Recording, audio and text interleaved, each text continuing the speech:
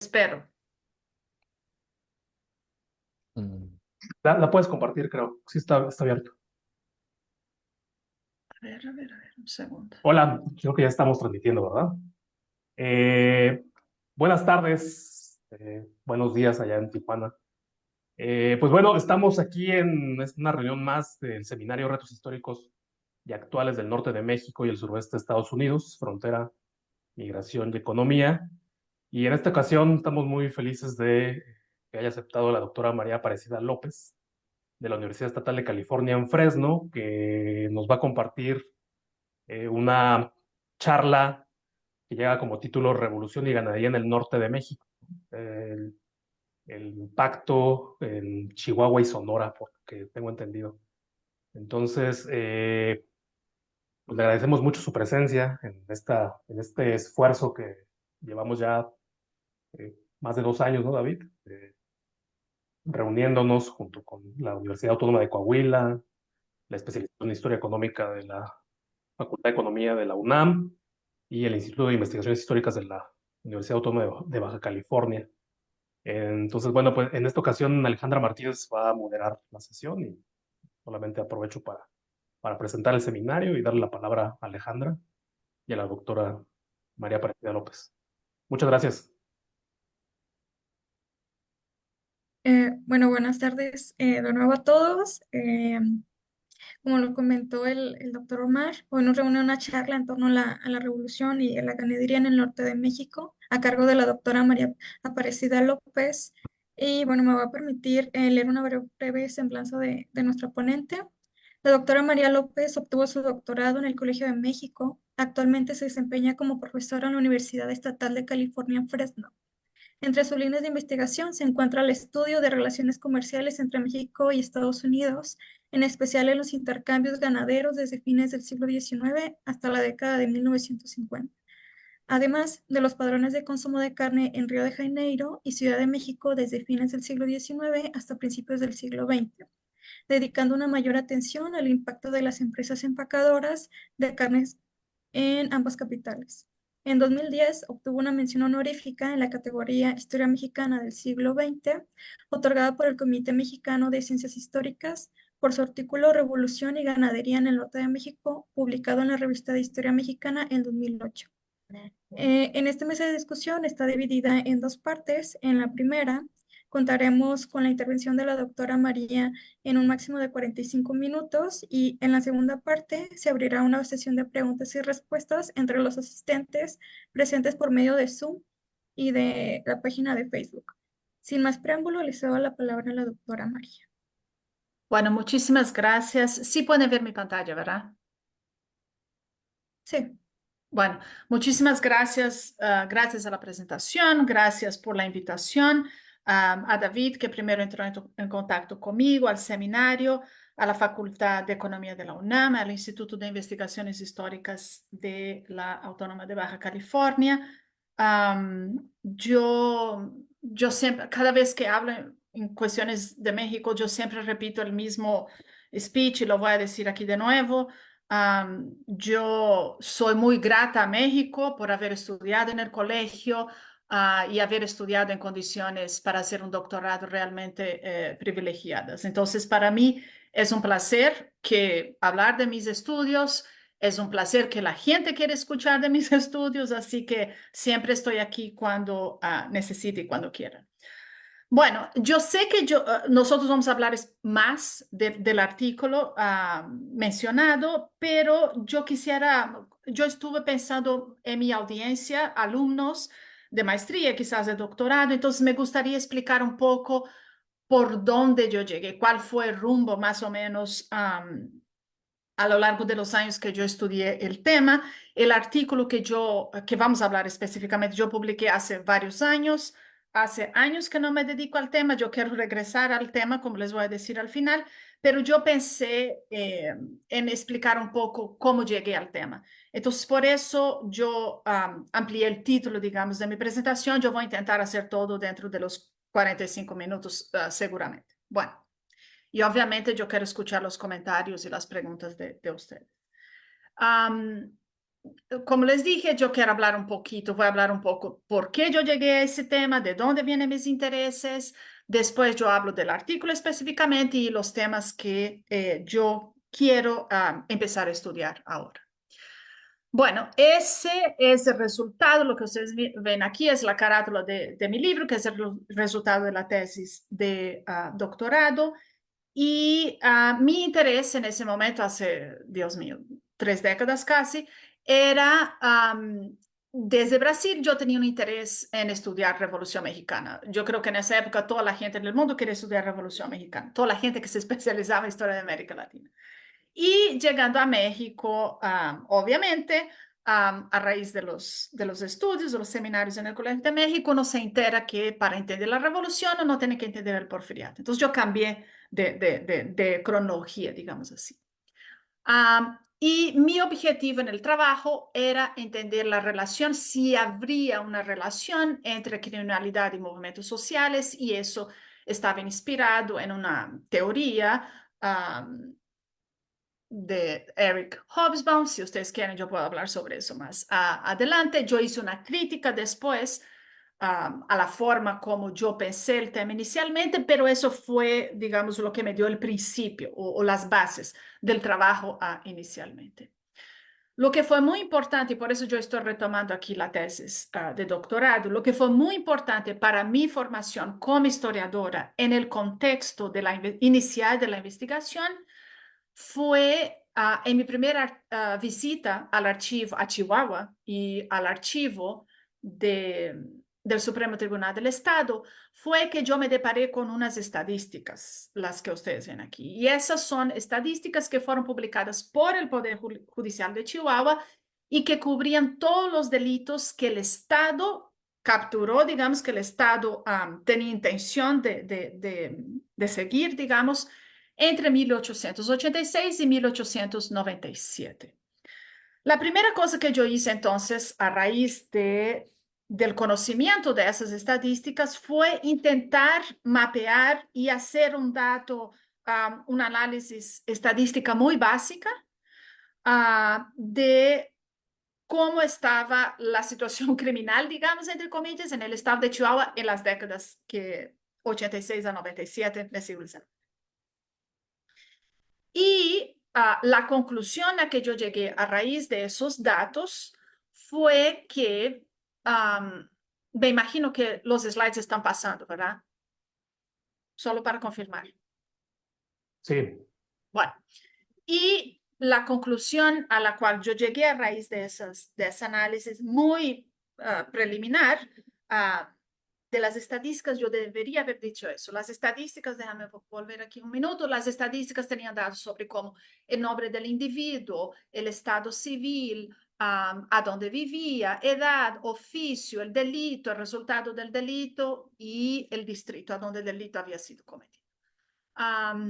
A raíz entonces del análisis de esos datos, yo llegué a lo que ustedes ven aquí y me impresionó que el delito del abigeato representó en ese contexto 25% de los delitos que el Estado captó, digamos. Es importante hacer esa distinción porque en datos estadísticos de criminalidad, obviamente estamos hablando de todo lo que el Estado tuvo acceso y no delitos que nunca se siguió, digamos así. A raíz entonces de esos datos estadísticos, yo entonces puse atención a estudiar qué era el abigeato, qué significaba el abigeato en ese contexto, fines del 19 en el estado de Chihuahua. Y digo que eso es importante para explicar mi formación como historiadora, metodología que yo he seguido, digamos que inicié de esa forma en la tesis de forma intuitiva y que sigo de cierta forma hasta hoy, es que los datos que ustedes ven aquí son espectaculares, maravillosos, pero en realidad representan muy poco si uno no los complementa con datos de otra naturaleza. Y eso me llevó entonces a buscar más datos sobre los individuos que cometían esos delitos. Y eso me llevó a los procesos criminales. Ustedes ven aquí un ejemplo de esos. En ese entonces, cuando yo hice el trabajo en Chihuahua, el archivo no estaba organizado, el archivo de hecho estaba en el sótano, en el estacionamiento del Supremo Tribunal del Estado de Chihuahua. Pero bueno, afortunadamente, muchos años, yo diría que una década después, hay un archivo muy lindo que lamentablemente yo no pude visitar, pero eso está catalogado ahora, lo que me parece espectacular. Bueno, la junción entonces de esos dos corpos documentales, por un lado las estadísticas y por otro lado los procesos, me hizo concluir que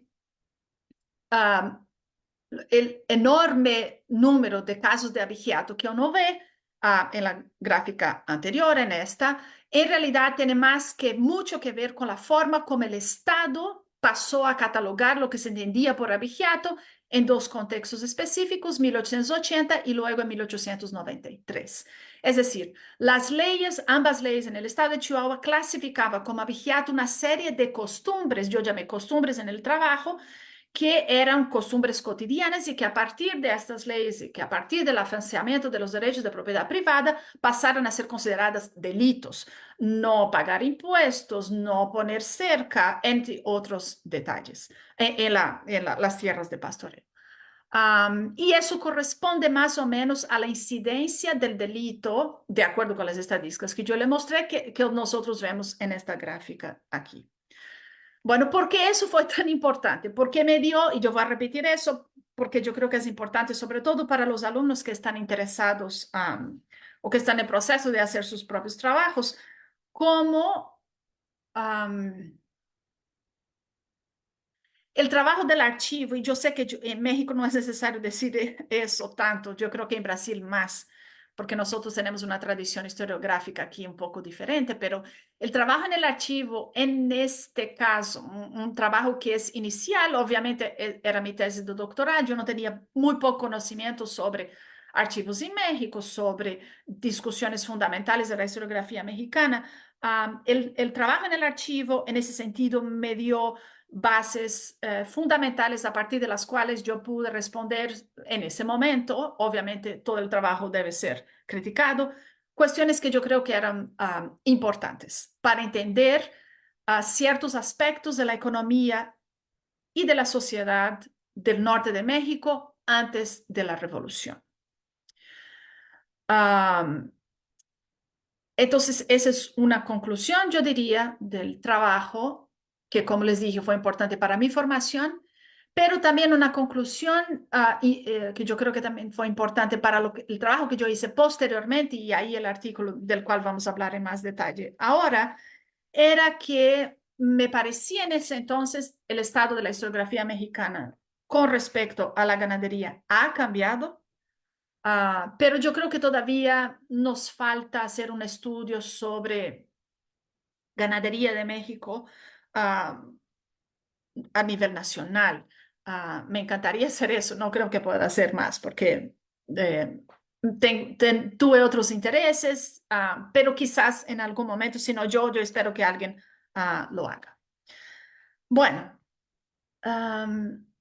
hablando del artículo específicamente. Bueno, en ese artículo, entonces, yo creo que yo uní mis dos intereses. La revolución, por un lado, que es un interés antiguo, desde mi época de alumna de licenciatura en Brasil, con mis intereses más recientes en ese entonces, que era estudiar la cuestión de la ganadería. Entonces, nosotros sabemos, eso ha sido bastante estudiado, que la ganadería sufrió de forma bastante intensa durante la década revolucionaria.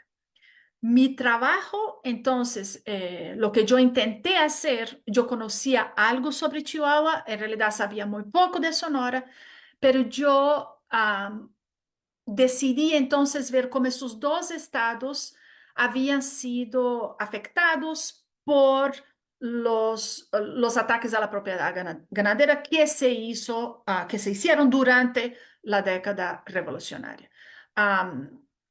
Yo tuve la suerte, digamos, que yo tenía fuentes que yo podía comparar los dos estados. Eso yo creo que es importante cuando uno intenta hacer un estudio de este carácter, en el cual se está comparando dos situaciones o más. Es importante tener fuentes, no necesariamente que sean idénticas, pero que sean por lo menos comparables. Y las fuentes, en este caso, son las fuentes, son las fuentes de los censos de la población ganadera que yo tenía para los dos estados. Tenía censos estatales para 1906, si no me equivoco, después 1923 y después, obviamente, los censos nacional de 1930. En ese trabajo, entonces, lo que hice yo, básicamente repitiendo método y estilo de hacer historia de la tesis y que, digamos, más o menos yo sigo hasta hoy, que era que, por un lado, yo siempre empiezo los trabajos con datos estadísticos o gráficas muy simples o bien mapas, y a partir de los cuales, entonces, yo complemento con datos cualitativos de otra naturaleza. Como yo les dije, las estadísticas entonces proporcionan tendencias generales y a partir de las cuales yo busco datos o elementos específicos buscando otro tipo de fuente para complementar. Otra cuestión que yo creo que es importante es que las estadísticas son muy interesantes, nos proporcionan tendencias generales, pero las estadísticas, como nosotros muy bien sabemos, no vamos a perder tiempo discutiendo eso, tienen muchos problemas. Un problema en el caso específico del trabajo que estamos comentando es que esos son estadísticas estatales. Las estadísticas en ese contexto, por ejemplo, en el estado de Chihuahua hay años completos en los cuales faltan datos de algunos distritos. Entonces, no son perfectas. Sin embargo, uno podría preguntarse, bueno, ¿por qué se usan datos que no son perfectos? Porque son los datos que tenemos y yo creo que es mejor proponer algo que no proponer nada. Siempre y cuando yo creo que uno haga esas críticas de forma abierta a los datos, yo creo que es absolutamente ok usar esos datos. Otro problema que los datos que yo usé específicamente para ese artículo tienen es que en el caso de todo lo que México exportó durante la década revolucionaria, por un lado están exportaciones, pero por otro lado ganaderos estadounidenses, y eso yo vi a partir del análisis que yo hice de periódicos. Algunos ganaderos transferían su ganado al lado estadounidense y como una medida temporaria, digamos así, durante el contexto de la revolución. Entonces, los datos tienen problemas con respecto a eso también. Y luego, una vez pasado, digamos, el momento complejo, si llegaba una facción revolucionaria, regresaban los ganados del lado mexicano. Obviamente eso no es fácil de hacerse, pero eso se hizo y debe llevarse en cuenta en una gráfica que yo les voy a mostrar enseguida. Bueno, una cuestión también que fue fundamental para ese trabajo, para ese artículo que estamos discutiendo, pero también para otros trabajos que yo hice después o concomitante a este, dice respecto a la relación México-Estados Unidos en lo que dice respecto a la propiedad ganadera y las relaciones comerciales ganaderas México-Estados Unidos en el siglo XIX y yo diría hasta bien entrado el siglo XX. Cuando yo estuve en Chihuahua hace muchos años para presentar el trabajo, la tesis, me refiero a la tesis. Coincidió mi presentación con un congreso de la Asociación Ganadera de Chihuahua y yo conocí a un ganadero, eso debe haber sido en el 2000, no sé, 2005, 2006, algo así. Y yo le comenté mi trabajo y comenté específicamente de la importancia de las conexiones México-Estados Unidos en lo que dice respecto a la ganadería, básicamente que México enviaba ganado a ser engordado en Estados Unidos y el comentario que me hizo ese ganadero en ese entonces era que esa era una práctica que todavía sucedía, digamos, a principios de los años de este siglo. Entonces, una preocupación que yo tenía en ese artículo específicamente era mostrar y poner más en evidencia esas conexiones México-Estados Unidos. Por un lado, México enviando ganado que sería engordado en Estados Unidos y por otro, esos ganaderos que poseen atos de los dos lados de la frontera y las conexiones en lo que dice respecto a la producción y al mejoramiento de la ganadería en la frontera México-Estados Unidos.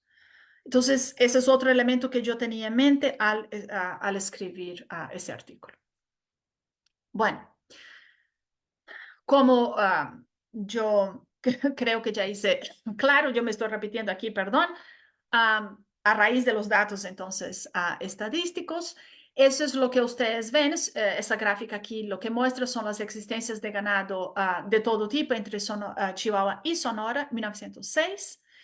Y lo que es importante destacar aquí es que Chihuahua, yo me voy a referir específicamente al ganado vacuno, tiene prácticamente el doble de ganado de existencias, me refiero a cabezas. Yo no estoy discutiendo tipo de ganado, calidad del ganado aquí, antes de la revolución. Eso es 1906. Durante la revolución, eso es lo que nosotros vemos. Ese es un dato que fue hecho a partir de fuentes del gobierno estadounidenses, debo decir, que tiene los problemas que yo les mencioné anteriormente. Independientemente de eso, yo creo que es visualmente hablando, es bastante chocante y yo diría bastante interesante, que no hay duda de que durante la revolución hay una remesa tremenda de ganado mexicano hacia Estados Unidos. El ganado funcionó durante el periodo de la revolución como una moneda que permitía a los grupos revolucionarios abastecerse de cualquier cantidad de cosas necesarios para el combate durante la revolución.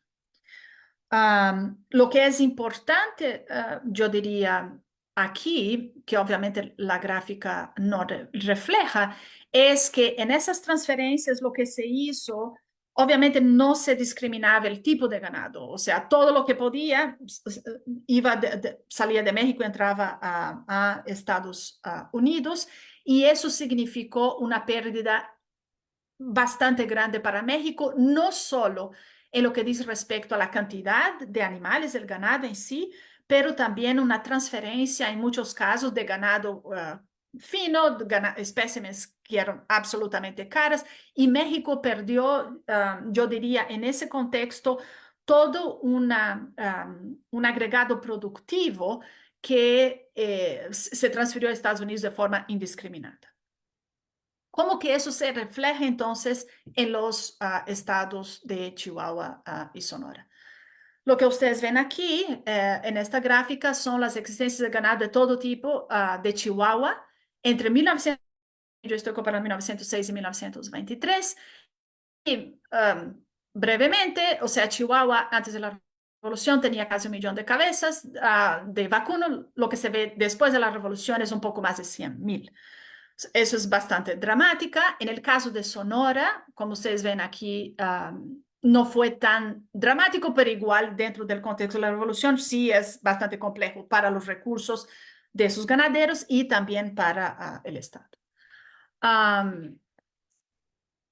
Si nosotros comparamos el caso de Chihuahua específicamente, perdón, si nosotros comparamos aquí el caso de los dos estados, esa es una gráfica de 1923, lo que nosotros vemos aquí es que antes de la revolución Chihuahua, si comparamos de nuevo, básicamente números de cabeza y no la calidad de ganado, Chihuahua ocupaba un primer lugar, eso cambia a la raíz de la revolución y Sonora pasa a tener más cabezas, y yo me estoy concentrando básicamente aquí en el vacuno que Chihuahua.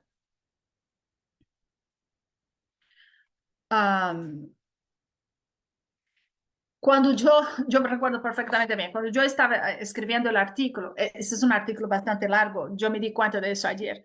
Lo que ustedes ven aquí son los datos del primer censo ganadero de México de 1930.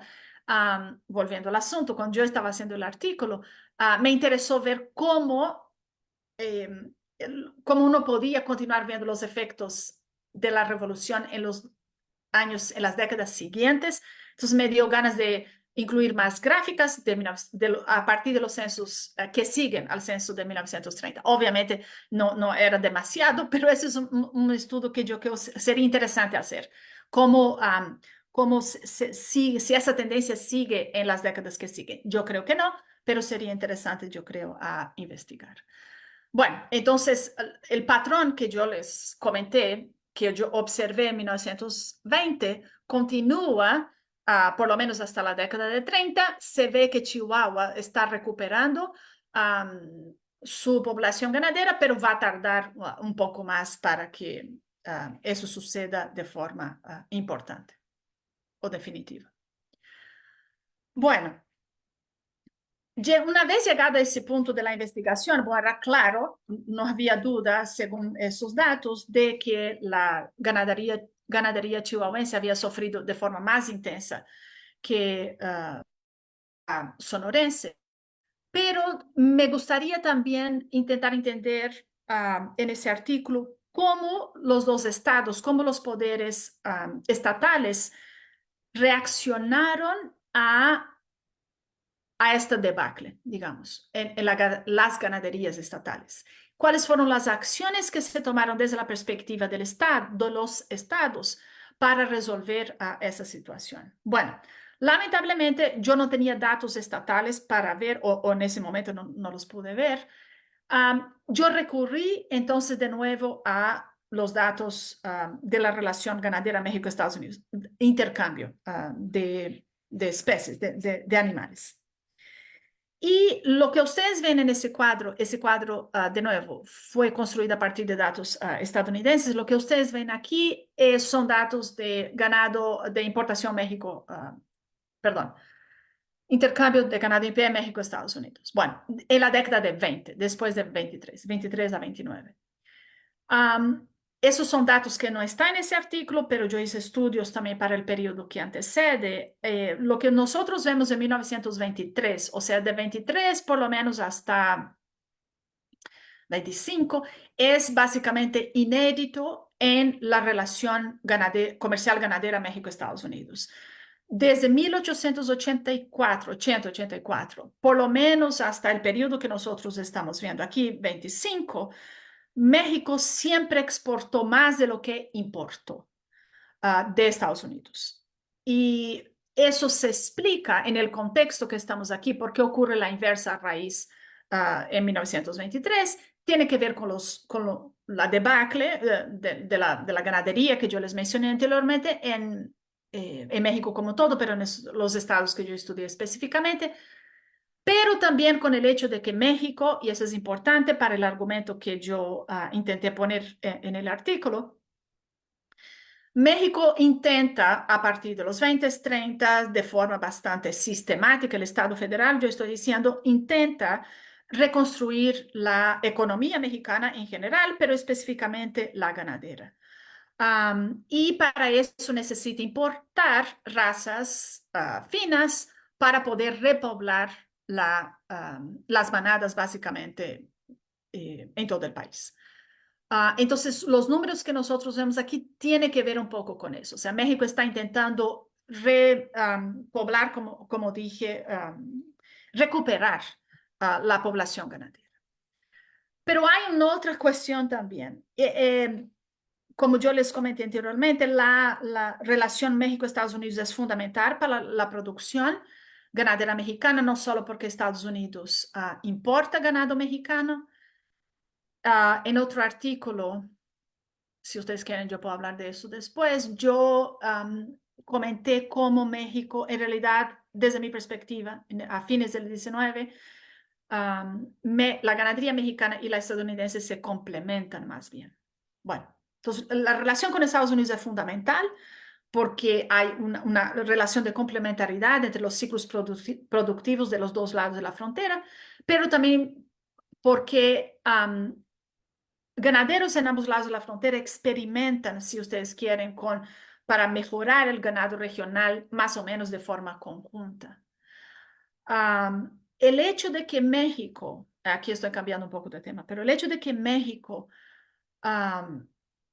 tuviera ahora que, a raíz de la reconstrucción del nuevo Estado revolucionario, implementar una reforma agraria, eso amenazaba, si ustedes quieren desde una perspectiva, eso amenazaba las posibles buenas relaciones con Estados Unidos. Y esas relaciones son fundamentales, como yo les dije anteriormente, para la reconstrucción de la ganadería mexicana. De forma bastante racional, yo diría, los actores federales mexicanos del Estado mexicano revolucionario, tanto como los actores estatales, tienen que mediar esas dos, digamos, perspectivas, esas dos tensiones que pueden ser contradictorias. Por un lado, tenemos el Estado revolucionario que tiene que implementar una reforma agraria. Por lo menos en el plan del discurso. Y el discurso aquí yo no digo de forma peyorativa, yo digo que es importante en el sentido que hay que decir a la población, hemos luchado estos años y esos son los resultados reales de esta lucha revolucionaria, como también elemento fundamental de legitimidad de esos grupos políticos. Pero por otro lado, si nosotros hacemos una reforma agraria radical, nosotros vamos a afectar propiedades de estadounidenses y, para ser honesta, sí se hizo, pero el punto fundamental del artículo, creo yo, es mostrar cómo se hizo de forma diferente, de forma políticamente, yo diría, bastante inteligente desde la perspectiva del Estado. Por otro lado, entonces están esos intereses regionales y los intereses con Estados Unidos también. Bueno, en el artículo, entonces, lo que yo propongo es que esas dos posiciones que pueden ser contradictorias se ven reflejadas en la forma como la reforma agraria fue implementada en Chihuahua versus Sonora, y aquí yo estoy casi acabando.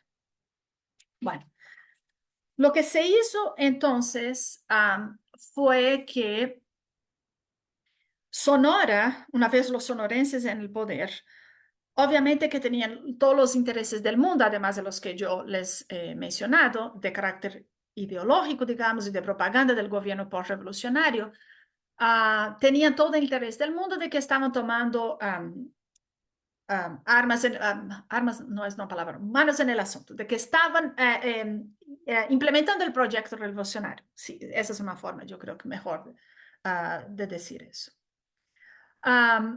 Entonces se hizo de forma selectiva. Por un lado, se implementa en Chihuahua una reforma agraria justo en los años posteriores a la revolución, una vez terminada la revolución, que es bastante radical, una reforma agraria que afecta a propiedades de los terrazas, muchas de esas retornaron a los terrazas, y los terrazas, como nosotros bien sabemos aquí, son como que este grupo identificada en la historiografía tradicional de la Revolución Mexicana como los grupos que, sobre los cuales la revolución o los intereses sobre los cuales la revolución se hizo la revolución en un primer momento. Entonces, en Chihuahua se lleva a cabo una reforma agraria que es más radical, que afecta precisamente las propiedades de esos individuos y propiedades también estadounidenses como corralitos. Mientras que en Sonora lo que se hace es, y aquí yo estoy citando a Luisa Boites, que el término que él usa es, se hizo un reparto agrario, en el caso de Sonora, el que él llama administrativo, es decir, en ciertas regiones en las cuales no se afectaba demasiado a la continuidad de la producción ganadera y menos aún la recuperación de la ganadería en el estado. Yo diría entonces que los intereses políticos en ese sentido y la forma como se aplicó la reforma agraria de forma diferenciada entre los dos estados explica también por qué la recuperación en Chihuahua de la población ganadera y de la ganadería en sí fue un poco más compleja y más tardada. Bueno, yo solo para terminar, como yo creo que todavía nosotros debemos hacer, mira, aquí estoy yo diciendo lo que la gente debe estudiar, pero sería interesante, yo creo, para la historiografía mexicana y para mí me encantaría leer un estudio sobre históricamente la evolución de la ganadería en México. en lo que dice respecto a las características del medio ambiente, uso de la tierra, tecnología, relación con Estados Unidos, obviamente, pero también con otros países. Hay relaciones bastante interesantes entre Brasil y México, por ejemplo, y con respecto también a la fuerza de trabajo y la cultura ganadería, de la ganadería mexicana. Bueno, yo estoy estudiando ahora desde hace 2 años. Mi intención era ir a México al archivo, como uno debe hacer, pero eso fue justo en el año de la pandemia.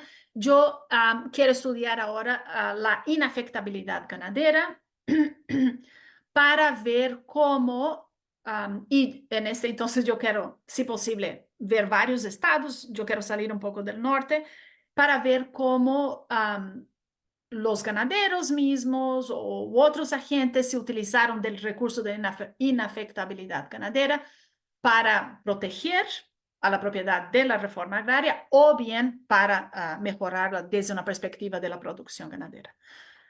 Muchas gracias y aquí estoy para las preguntas. Bueno, muchísimas gracias, doctora. Creo que fue una conversación bastante interesante, ¿no? Y probablemente haya algunas preguntas o comentarios. Y bueno, abro el espacio para quien quiera hacerlos y las personas que nos siguen a través de Facebook. Les pido que escriban por ahí sus preguntas y sus comentarios y ya yo se las leo a la doctora María.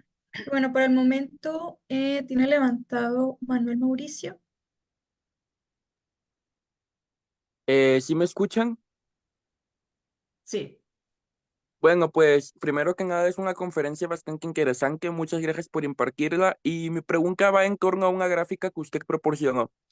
Si no mal recuerdo, para 1930 mencionaba que Sonora, la gráfica, superaba a Chihuahua en cantidad de ganado vacuno, pero que esto no se dio tanto con otros tipos de ganado como el ovino, el caprino, etcétera. ¿A qué cree usted que se debe esta constante de que, por así decirlo, la ganadería esté más enfocada en lo vacuno? Esa pregunta es fundamental. Muchísimas gracias. En realidad, eso es un 10 mío. O sea, yo siempre puse más atención a la ganadería vacuna. Y es un problema. Yo debería haber puesto atención más a otros tipos de ganadería, pero yo creo que yo siempre estuve preocupada, o sea, y eso lo hago a posteriori, un análisis. Siempre estuve preocupado en ganadería, por eso quizás yo no estudié producción ganadera en ese entonces. Yo siempre estuve preocupada con ganadería con respecto al consumo de carne. Entonces yo siempre estaba pensando en el consumo de carne de vacuna específicamente. Porque en el fines del 19, principios del 20, como ustedes bien saben, hay una modificación tecnológica bastante radical en la producción de carne. Y eso tenía que ver, y básicamente para alimentar a las ciudades en todo el hemisferio.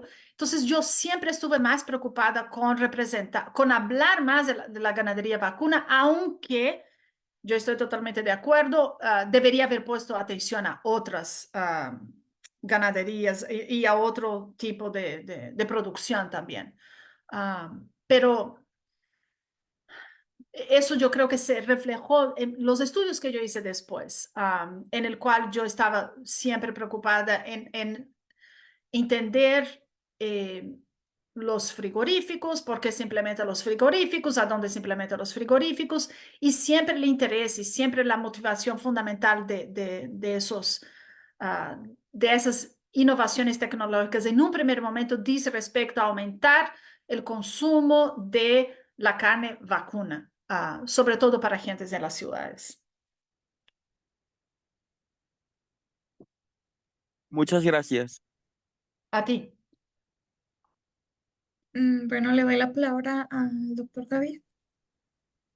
Bueno, deja bajo la mano.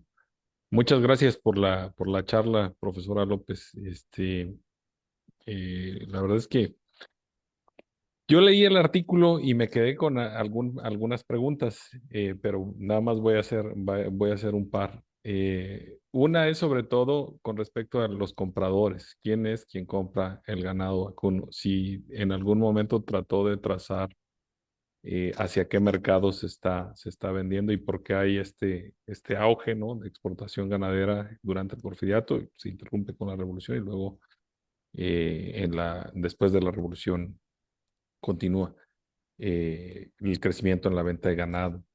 Y la otra tiene que ver con el propio mercado estadounidense. Me parece que en este momento también es cuando está creciendo el sur de California de manera bastante fuerte.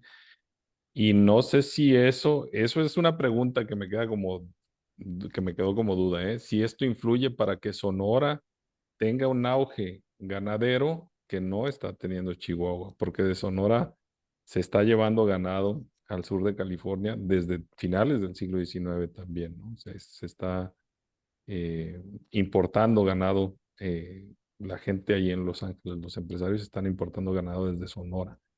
Entonces, esas dos preguntas que están más o menos relacionadas son las que me quedan. Los compradores, dices tú, en el contexto de la revolución, es decir, antes de la revolución o después o de Azamara, No, en en general, sí. general.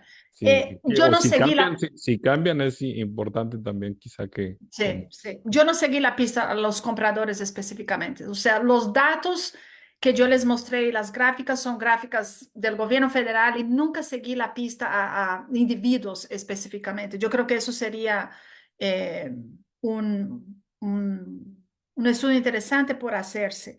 Am, ¿Por qué compra? O sea, compra porque una intención que yo creo que yo tenía medio inconsciente en el trabajo era que en ese sentido, para la producción ganadera en sí, la frontera no importa tanto, en el sentido de que el ganado mexicano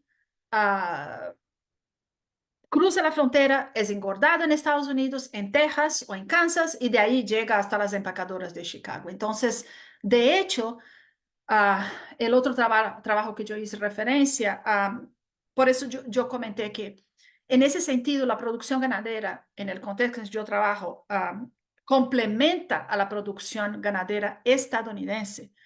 No es el caso con la producción canadiense, que compite con la producción ganadera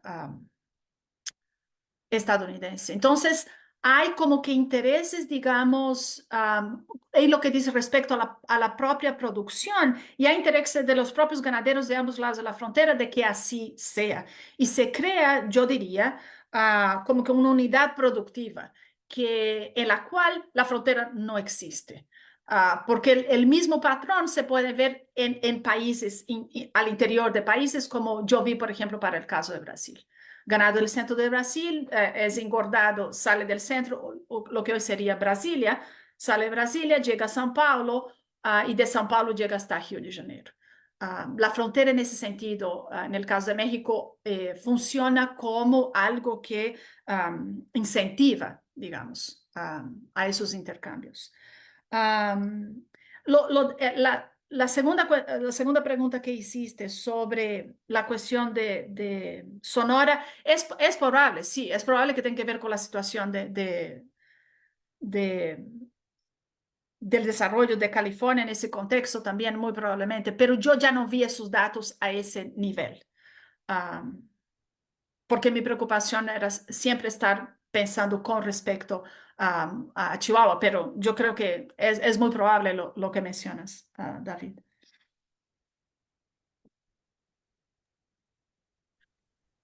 Muchas gracias. Bueno, tiene levantada de Corpus y posteriormente Alejandro Barranco.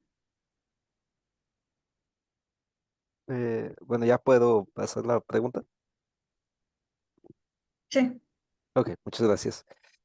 Bueno, mi pregunta va más enfocado a la reacción que tuvo Estados Unidos ante las reformas que se empiezan a realizar en México para reactivar la ganadería. Si pudiera responderme. Ah, yo creo que Estados Unidos no reacciona de forma muy dramática. Yo creo que Estados Unidos reconoce y los ganaderos también de la frontera tienen todo interés del mundo en que esa relación se mantenga. Yo no estudié tanto la reforma agraria en sí como los efectos de la reforma agraria es algo que yo quiero hacer ahora sobre un viés específico que es la inafectabilidad ganadera, pero otros historiadores han hecho estudios que dicen que en realidad Estados Unidos nunca reaccionó de forma muy radical a los intentos de reforma agraria en México, incluso cuando eso afectó propiedades estadounidenses. En realidad, lo que primó hasta donde yo sé fue una relación más de acuerdo, de establecer acuerdos. Y si uno va un poco más adelante, recuerden que mucho la reforma agraria más radical solo va a ocurrir años después, y es años después coincide con Segunda Guerra Mundial, y en ese contexto problemas de seguridad internacional se sobrepone a los problemas, digamos, de otra naturaleza. Pero tiene razón en la pregunta en el sentido de que sí sería interesante ver en ese contexto específico cuáles fueron las negociaciones de cómo Estados Unidos reaccionó a esos repartos que se hicieron de forma inicial, por ejemplo, que yo mencioné en Chihuahua. Bueno, muchas gracias. Alejandro Barranco, ¿tienes alguna pregunta? Ahí, a ver, ¿me escuchó? ¿No? ¿Sí me Sí, escuchó? sí. Bueno, muchas gracias por la lectura y la conferencia, doctora María Aparecida. Y bueno, mi pregunta va en relación de un fenómeno que mencionan, no sé, a veces en algunos de los temas se me va un poco, en especial porque no soy muy afín al siglo XX, pero cuando menciona lo del transporte del ganado, hace poco estábamos viendo en la clase del doctor David sobre el establecimiento del ferrocarril y todas estas nuevas líneas de comunicación en Estados Unidos, o bueno, que empiezan a tener éxito en finales del siglo XIX y principios del XX. Entonces, mi pregunta es más relativa a ese aspecto formal de cómo se transporta entonces todo ese ganado en el periodo revolucionario, desde acá, desde la zona norte hasta Estados Unidos y hasta las zonas tan norteñas como menciona, de cómo es por medio de ferrocarril, pasan la frontera a pie, no sé cómo es ese proceso de transporte vacuno. Es una combinación de los dos. Hay Mm, partes que el ganado camina y hay partes que se usa los ferrocarriles.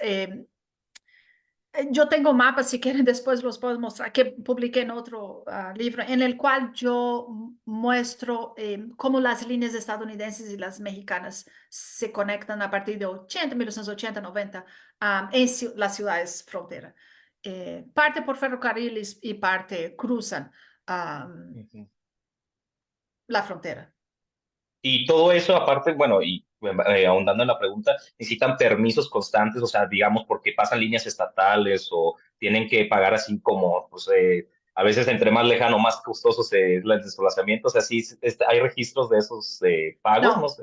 no, mira, a lo mejor sí hay, pero yo no los vi, porque eso necesitaría hacer un tipo de investigación de los archivos de las facciones revolucionarias sobre cómo, los acuerdos en sí que se dieron, como las transferencias de ganado, eso sí, yo no trabajé en ese sentido. Entonces, mis datos son datos nacionales o datos estatales. Y sí sería interesante buscar cómo esas transferencias ocurrieron en el día a día, digamos, pero esos datos yo no los vi, Ok, bueno, muchas gracias. por nada, por nada. Pero es una muy buena pregunta y tienes toda razón, sí, sí. Tenemos una pregunta en el chat, la voy a leer. Eh, es de Diego García. Buenas tardes, gracias por la conferencia. Mi pregunta es sobre el proceso de engordamiento del ganado una vez traído a los Estados Unidos. ¿Cuánto duraba este proceso o cuánto tiempo duraba el ganado en el otro lado de la frontera? Um, Eso puede tardar varios meses, puede tardar un año, depende de la edad del ganado, pero era algo que era fundamental para los ganaderos de Texas. Entonces, eso sí yo pude ver, o sea, los ganaderos de Texas hablaban del ganado mexicano con mucho halago, digamos así. destacando precisamente lo que yo acabo de mencionar. Es decir, cada vez que yo hablo en mis clases, cuando yo doy clases, que México exportaba ganado a Texas, la pregunta es, ¿pero por qué si Texas tiene tanto ganado? Entonces, la clave, yo diría, para entender eso es que esas ganaderías se complementan y que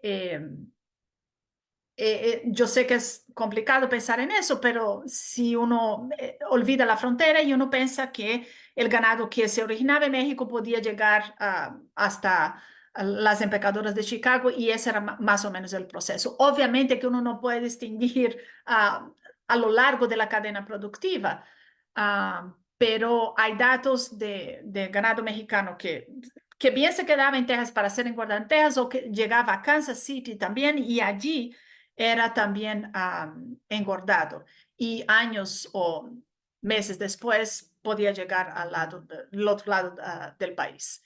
Y algunos relatos, porque obviamente yo no vi relatos de todo el país, pero algunos relatos de los ganaderos estadounidenses que yo pude leer hablan de esa relación como fundamental para sus ganaderías en sus estados. Entonces ellos tienen todo interés en el mundo en que ese comercio sea fluido, en que las tarifas no sean tarifas altísimas. Hay como que digamos que una buena hondez para que eso suceda. Le doy la palabra a Pedro Espinosa. Muchas gracias. Bueno, antes que otra cosa, bueno, agradecerle a María por compartir estos resultados de sus investigaciones de hace algún tiempo. Y bueno, mi pregunta tiene que ver quizá con la primera y la última parte de la exposición, porque es a lo mejor más algo de carácter historiográfico, porque bueno, María nos comentaba cómo ella llega, digamos, en un momento en el cual lo que está como en boga es el estudio de la revolución, especialmente la Revolución Mexicana, ¿no? Y eso la termina llevando como a otro tema, que es la historia de ciertas prácticas, como la vigiato, y luego la historia de la ganadería, que es lo que aquí nos expuso. Y al final, pues como que hay una agenda pendiente en materia de temas vinculados con eso. Y mi pregunta es bien, ¿qué formas contemporáneas han ido apareciendo de cómo estudiar este tipo de temas? Pregunto esto porque de repente en algunos estudiantes con cierto tipo de intereses, de repente se empieza a hablar, digamos, se empieza a estudiar la ganadería más de perspectivas propias de la historia ambiental o la historia animal que está cobrando cierta relevancia en algunos centros, me parece que más en Estados Unidos, pero Sí. de manera más o menos incipiente en América Latina. Y ahí, digamos, quizá dando todavía un paso más atrás, hace unos años Peter Burke sacó un artículo conmemorando los 30 años de la nueva historia cultural, que bueno, pues ya no tiene nada de nueva. Y una de las cosas que él empezaba a hablar era de un giro natural y decía, bueno, si a finales de los 80, quienes nos dedicamos a la historia, nos tuvimos que acercar a las ciencias del lenguaje y de la cultura, ¿no? Ahorita de repente tenemos que aproximarnos a ciencias duras y a ciencias naturales. Entonces, un poco preguntar como dónde está, digamos, los estudios de la ganadería actualmente, ¿no? Porque me parece que son temas que pueden estar cobrando interés ya no necesariamente desde la historia económica, sino desde otras perspectivas. Esto no significa que las perspectivas que ya se han trabajado, digamos, haya que dejarlas atrás, pero como qué posibilidades se han ido abriendo. Bueno, lo de la ganadería, lamentablemente es un estudio que yo no hice, pero sí he leído cuestiones, gente que ha leído mis trabajos también ha hecho críticas precisamente a partir del giro, llamemos giro natural. Hay varias formas de responder eso. A ver, mi perspectiva es la siguiente. Como ese es un tema que yo he estudiado, he abandonado un poco y ahora estoy regresando, quizás haya puntos oscuros en lo que voy a decir, o sea, lagunas, áreas que yo no estoy enterada. Pero mi perspectiva en general con respecto a adoptar metodologías y adoptar teorías que pueden estar de boga en Europa, en Estados Unidos, para ciertos contextos latinoamericanos, yo lo veo problemático. Y eso yo digo a raíz de mi experiencia en Brasil. Entonces, como ustedes bien saben, yo hice mi licenciatura en Brasil. En el contexto en que yo estudié en Brasil, eso es de los años 80 del siglo pasado. En el contexto que yo estudié en Brasil, yo fui a una universidad que nosotros teníamos 3 años de historia, teoría de la historia. Teoría de la historia, sociología de la historia, economía, historiografía. Mi universidad está muy preocupada con enseñarnos métodos teóricos. Entonces, digamos que yo salí de mi universidad, no estoy criticando mi universidad porque yo diría que mi formación fue muy buena, pero había un énfasis en la teoría. Yo llego a México en los 90s, por lo menos en el colegio, en ese contexto, la situación era otra. Y yo diría que yo tuve como que dos lados de cómo estudiar historia, y yo creo que eso fue muy fundamental en mi formación. Todo eso para explicar cómo yo veo esa cuestión de que nosotros adoptemos modelos teóricos. Una crítica que yo tengo es que muchas veces nosotros, yo digo nosotros en América Latina, adoptamos esos modelos y nos faltan cuestiones muy básicas para entender. Entonces, adoptamos los modelos, pero nos faltan, por ejemplo, nosotros no sabemos, de nuevo, volviendo al contexto inicial, quizás eso ha cambiado y quizás hay estudios que yo no haya leído, pero nosotros no sabemos cuestiones muy básicas de la producción ganadera mexicana. Entonces, yo creo que antes de embarcar en un proyecto, de adoptar esas teorías que son fenomenales, espectaculares, maravillosas, yo diría que hagamos lo básico. A partir de lo básico, ahí sí podemos hacer cosas más radicales en ese sentido. Yo no estoy diciendo que nosotros tenemos que copiar muy por el contrario. Es que yo creo que si nosotros tenemos una base, a partir de las cuales hacemos lo básico, lo que viene después, lo que es más elaborado, lo que es fundamentado en esas teorías más complejas, yo creo que va a salir mejor. La cosa es, cuando yo pienso en los estudios de la ganadería mexicana, ni siquiera Brasil. Brasil, yo creo que nosotros también deberíamos tener estudios más complejos y más básicos sobre la evolución productiva de la ganadería mexicana. Por ejemplo, como lo tienen los argentinos, uruguayos, pero por motivos obvios. De nuevo, no sé, yo creo que mi respuesta es un poco muy amplia, pero esa es mi visión de, por lo menos como yo veo mi oficio de historiadora. Y para mí es muy fundamental tener claras las cuestiones básicas. Una vez teniendo claras las cuestiones básicas, yo creo que podemos aventurar y debemos aventurarnos por todos, pero siempre teniendo en perspectiva nuestro contexto, nuestra situación, yo digo, quiero decir, América Latina. Datos específicos y a partir de eso, ahí sí, aventurarnos por otras cuestiones. Muchas gracias.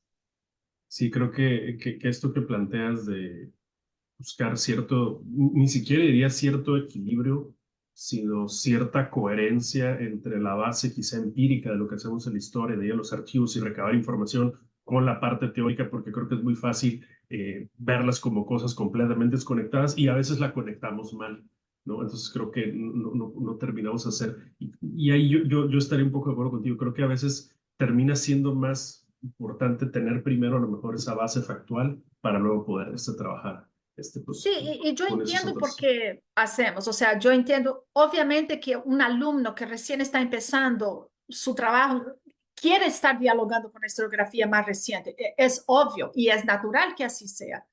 En el sentido, no culpo a este alumno, pero yo creo que para nosotros, que ya estamos más tiempo en el oficio, yo creo que es fundamental tener esa cuestión en perspectiva.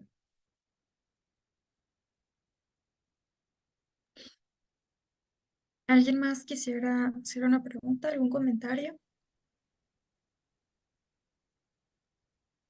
Yo, El doctor Omar, adelante.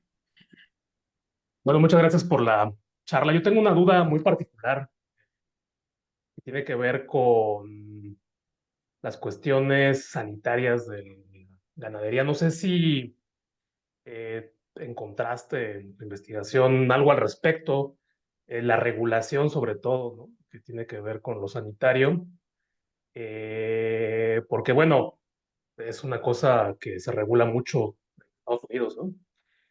No sé si hay ahí alguna especie de diálogo a nivel institucional, si también esto tiene que ver con la presencia de los sonorenses, no lo sé, que ganan mayor peso, ¿no? Tienen ciertos mecanismos, quizá, no lo sé. Es algo que me viene a la mente. Yo ando metido ahorita en temas de el papel regulatorio del Estado, ¿no? Y en tu tema, pues me salta a la vista precisamente, eh, pues, supongo que debe haber algún tipo de acuerdo, negociación, ¿no? Supervisión, ¿no? De todas Sí, las cuestiones que tienen que ver con enfermedades. sí había acuerdos. A lo largo del periodo que yo no estudié muchos esos acuerdos, pero sí había. Pero una cosa tengo dos datos, puedo ofrecer dos datos sobre el asunto. Uno es que la, la cuestión de la regulación sanitaria, los tejanos más conectados con la ganadería mexicana tenían todo el interés del mundo que todo estuviera perfecto. Entonces, hay como que, yo lamento, pero vuelvo a mi argumento de que hay un interés en que el comercio sea fluido, entonces hay buena onda desde el lado de Estados Unidos para que eso así suceda. Pero cuando no hay buena onda, ahí se usa el argumento de que el ganado mexicano puede tener problemas para limitar la exportación o la importación desde Estados Unidos. Y eso se hizo a lo largo del siglo XIX. Entonces, hay contextos en los cuales el comercio es bastante fluido. Se nota que los ganaderos tejanos quieren incentivar las importaciones cuando no hay tanto interés, o bien gente no tejana empieza a cuestionar la calidad del ganado mexicano o a cuestionar la cuestión sanitaria del ganado mexicano. Y las barreras sanitarias y las regulaciones se usan, y eso yo digo basado en el otro estudio que yo les comenté anteriormente, en el cual yo comparo México, Estados Unidos y Canadá.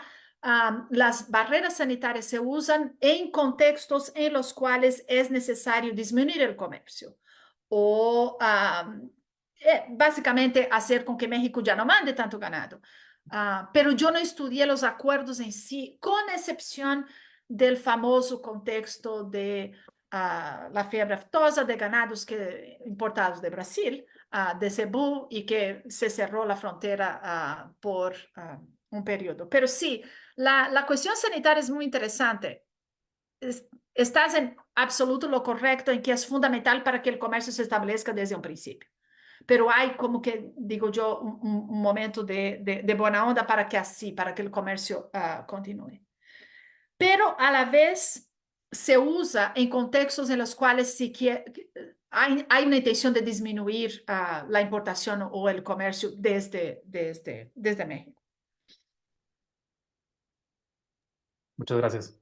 Por nada. En Facebook no hay ningún comentario, ninguna pregunta y no sé si por aquí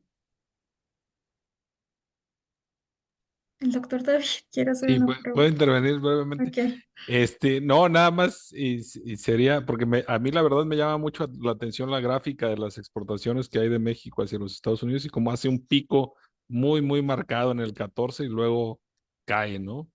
No sé si tiene algunas hipótesis en cuanto a por qué es que cae en ese momento, si es solo por la destrucción de los ranchos en Chihuahua, porque la reforma agraria no se está llevando a cabo en ese momento todavía. Claro. Entonces, no sé si tiene algunas hipótesis por ahí para ilustrar Yo eso. creo que es básicamente por la destrucción. Es que fue absolutamente dramático. O sea, estamos hablando de 50% más del ganado. No había simplemente. Ahora, tu pregunta me hace pensar en lo siguiente. Una cosa que yo no estudié, que quizás sería interesante estudiar, cómo los tejanos que tenían tanto interés en ese comercio, cómo ellos reaccionaron, cuáles fueron las medidas que ellos tomaron para suplementar esa ganadería, esos ganados de México que básicamente no existen ahora. Pero sí, yo creo que tiene que ver con la total debacle de la población ganadera mexicana y que va a tomar bastantes años para que se recupere. Gracias, gracias. Por nada. Bueno, voy a darle a mí misma la palabra. Me entró una curiosidad con esto que mencionas de Texas, ¿no? Que va el ganado hacia allá. Y tú trabajas Chihuahua y trabajas Sonora. En este caso, ¿hacia dónde se iba el ganado, no? Digo, porque si se iba a Texas, pues era un recorrido mucho más largo a comparación a... bueno, el doctor David hizo un comentario que hacia California, pero no sé si también se iba a Arizona o hacia otros lugares o más allá. Sí, iba a múltiplos diferentes estados en Estados Unidos. Pero yo no estudié tanto el caso de Sonora en ese caso, pero yo diría que en todos los casos, siempre el ganado mexicano que cruza la frontera, que llega a Estados Unidos, llega más o menos con la misma función y el mismo sentido. Y el sentido es que será engordado en Estados Unidos, en diferentes estados y finalmente llega del otro lado del país. Eh, pero sí, yo diría que a diferentes estados. Lo que pasa es que la relación con Texas es más intensa, yo diría, y los ganaderos tejanos hacían lobby para que así lo fuera. Por eso yo los menciono con tanta frecuencia, digamos. Ok, perfecto. No sé si hay alguien que quiera hacer alguna última pregunta, último comentario. ¿No? Bueno, entonces me gustaría agradecer a la doctora María por su tiempo y su disposición para realizar esta interesante charla y no solamente hablar del tema, sino irse un poco más allá de cómo surge su interés y futuros temas a investigar. Y le cedo la palabra a Omar para que concluya la sesión. Gracias. Bueno, pues muchas gracias a todos y a todas, especialmente a la doctora María Aparecida López por compartirnos esta interesante sesión. Y pues los invitamos también a todos que estén pendientes a nuestra siguiente sesión que sesionamos mensualmente. Entonces ya les estaremos dando aviso de fecha y hora, por favor. Y pues nada, muchísimas gracias y nos estamos viendo pronto. Gracias. Gracias a ustedes, gracias a ustedes. Siempre es un placer hablar de mis trabajos, que la gente lea mis cosas y bueno, yo espero que haya sido de utilidad para los alumnos que están con sus nuevos temas y estoy a disposición si necesitan algo.